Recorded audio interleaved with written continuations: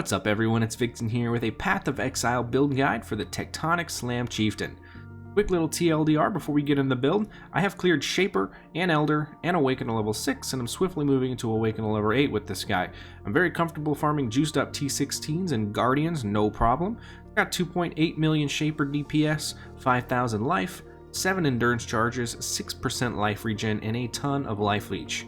So in general, great survivability and respectable DPS. The cheap version of this build will cost you anywhere from 0 Chaos to 1 Exalt, and has a Staff and Axe versions both at 1.5 million Shaper DPS. And the main build, which I'm using right now, uses a unique sword Onigoroshi and Lore Weave, and will cost you around 5 Exalts. And lastly, if you want to go crazy with the min-maxed version, it'll cost you around 15x total, and you'll net just over 3.5 million Shaper DPS. Overall, I've really enjoyed this build, and it's been my favorite from all the new Slam skills and Warcry setups. This one for me definitely takes the cake.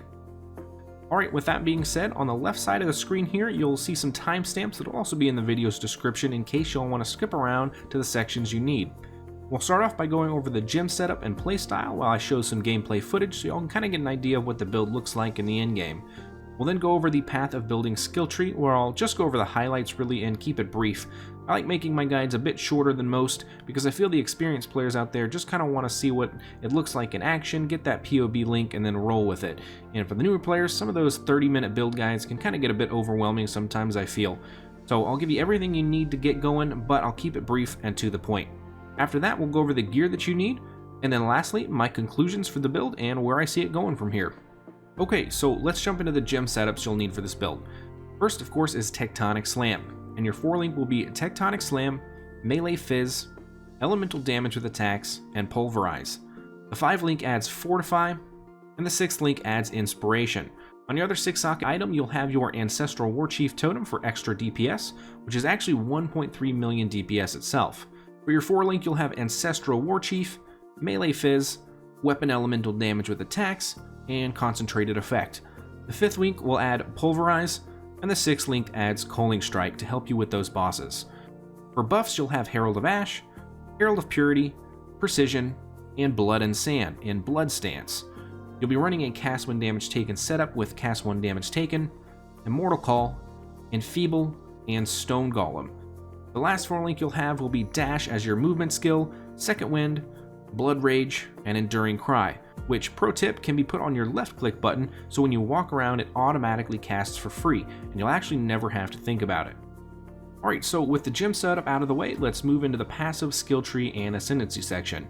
The link will be in the description for downloading the Path of Building app that we're going to be using. If you're new to the app, you'll need to copy and paste the POB Pastebin link in the video description, and then go into the POB app and find the Import Export Build button in the top left here, and then click Import from Pastebin, and then paste it in there and click Import. Then you'll be good to go. Now for the trees, I've set up this to show 3 different full builds, from the main one being the Onigoroshi build, and then the 2 budget builds based off of which weapon you pick, either a staff or an axe. I also have laid it out to where you can see how the tree is progressing as you're leveling up, from the first lab to the final builds. Alright, so the build itself. First off, this is obviously a Chieftain build like I mentioned, so what you're going to first do here is go Flames Advance. This will allow your Tectonic Slam to convert 100% of its physical damage to fire, and then on top of that, every 4 seconds out of every 10 seconds you'll have 100% of physical damage added as extra fire damage. It's a crazy amount of extra damage. This makes leveling so much better as you're doing a ton of extra damage. For the next lab, you're going to be picking up Cleansing Water for some fantastic survivability. Your 3rd lab will be Storm's Embrace for some more damage and a crazy ton of life regen. With 7 endurance charges, you'll have just under 6% life regen, which is huge and basically negates the Onigoroshi's fire damage taken over time negative effect that we'll talk about later.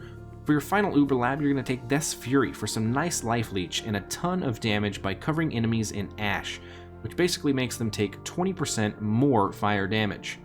As far as the passive tree here, again, I won't go too deep into it, but just know that I have spent a good deal of time changing around all the different points, different uniques, and kind of mapping everything out, and this tree is definitely what you want for top DPS and survivability.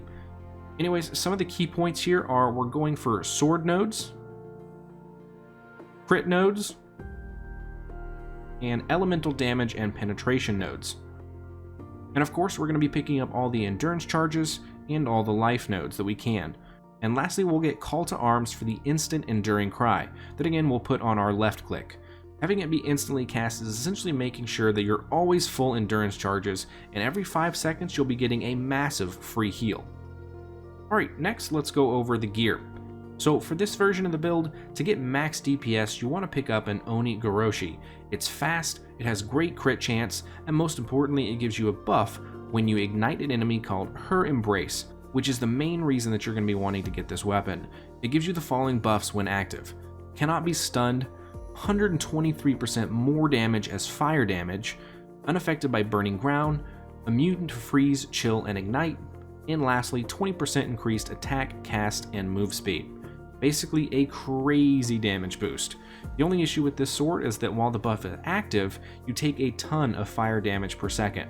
Once you get enough regen though, this really doesn't even matter, but until then it's pretty rough with how much the degen hurts. I'd say you can start using this weapon when you have all of your endurance charges and the life regen from the Chieftain Ascendancy. You can pick this sword up for 1 to 1.5x depending on the crit roll. Next we have the helmet, which in this case we're going to go with the Abyssus, which gives us an insane amount of damage. If you're on hardcore though, of course you're going to not want to use this and you're going to replace it with a Starkanius. Abyssus goes for anywhere between 20 and 40 chaos depending on the rolls, and remember that you want the physical damage taken additional to be as low as possible, so you want it ideally at 40% or close to 40%. The higher actually the number here is, the worse. Also on the helmet subject, I don't have it, but the best helmet enchant for Tectonic Slam is 20% fissure branching chance and adds some great additional damage, and can be an option if you're crafting your own helmet on a rare item. Next we have Loreweave. This gives you some great damage with added fizz and increased elemental damage, but the main thing here is the maximum resistances are 78%, so that's all of them: lightning, fire, and cold. This is huge for defenses, and it makes the fire degen from Oni Goroshi hurt even less. I got this 6 link for 2.5 exalts. Getting the colors will be tricky though, since you need 6 red, but it's not too bad, it'll only cost you a couple hundred chromatics. The last 3 uniques we have here are all flasks, the first one being Wise Oak for fire penetration. These cost anywhere from 8 to 25 chaos depending on the rolls. A Lion's Roar for more melee damage, which goes for 15 to 30 chaos depending on the rolls. And lastly, Edziri's Promise. These are only going to be about 5 chaos. For boots, you just want to pair with a move speed, life, and a ton of resistances. We're a bit starved for resistances on this build, so get a lot here if you can. As well as your belt, grab life and resistances, and if you can, get some elemental damage with attacks as well. I'd go with a Stygian belt and socket a gem with life and resists.